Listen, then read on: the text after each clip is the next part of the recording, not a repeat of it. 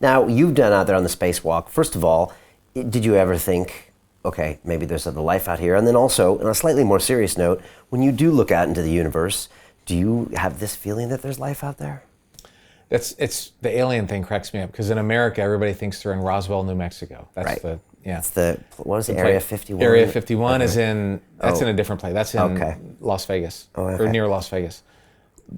Or I don't know where it is. I don't even know if there is one or not, but there's one in Las Vegas and there's one in New Mexico. But I always laugh that if I was an alien and I had to travel, hundreds of light years and then billions of miles, and I finally made it to Earth, and it is a beautiful planet. There's blue, there's turquoise of the Bahamas. London looks like a fun place to come. There's lots of places I would go, but the middle of New Mexico would not be the place I would go if I had traveled billions of miles. Which is where they were all sighted. Although it's a beautiful place, yeah. So anyway. Okay. So, but being in space, I learned a lot about physiology and biology, because I did ultrasound scans of my brain and my eyeball and my heart and these laser scans, and I just learned a lot about the science of biology and then the science of astronomy. And I don't have enough faith to be an atheist, because life is so incredible that I have a garage at home in my house.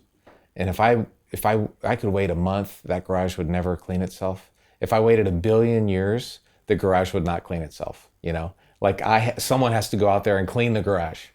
I could take a pile of silicon and set it in my driveway, and we have all these thunderstorms in Houston. Why? I almost missed the show today because we were late for weather flying in from Houston this morning. And if lightning hit that pile of silicon for 1 billion years, it would never make that glass. Like, this glass would never be created from some random thing. So knowing about life, which is so amazing, and we replicate ourselves, and a lot of us work for 70, 80, 90 years, and we have love and hate and happiness, and all this stuff about life is just somebody had to make it. I just don't have the faith to be a pure, everything happened randomly atheist. That's kind of the philosophy that I had before I went in space, but having seen it, and it's like this, the sunrise view I was telling you about, wow, there was something really powerful there. So that was kind of my philosophy. Okay. Looking at things. And does that mean that it doesn't exist anywhere else in the universe? No, I don't think so at all. Okay. I just don't think I think somebody had to make it if it existed. Just like there's a glass here, right? Right. It might exist in France, but somebody had to make it there. It's that it didn't randomly happen across the channel. And I don't know. I don't know if God made life in other planets or not. There's an awful lot of planets. We're starting to find, with our satellites, planets in other solar systems.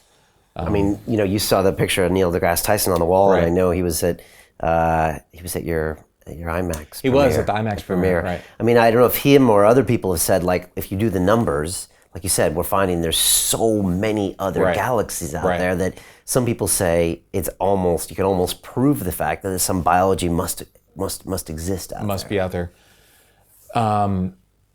The flip side of that is, if there is, why haven't you heard from them? If there's so many of them out there, and we have this thing called SETI, which is a network that listens for radio signals. Yeah. So I don't know. It's an interesting question.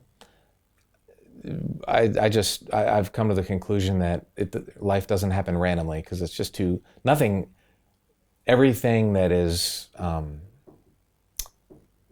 interesting, or there's this concept of entropy where everything kind of disintegrates. Yeah. The second law of thermodynamics. And so without some creative energy, my book would not have been written without my effort in writing a book. And an organism is so much more advanced and harder to make than a book, so that's my view.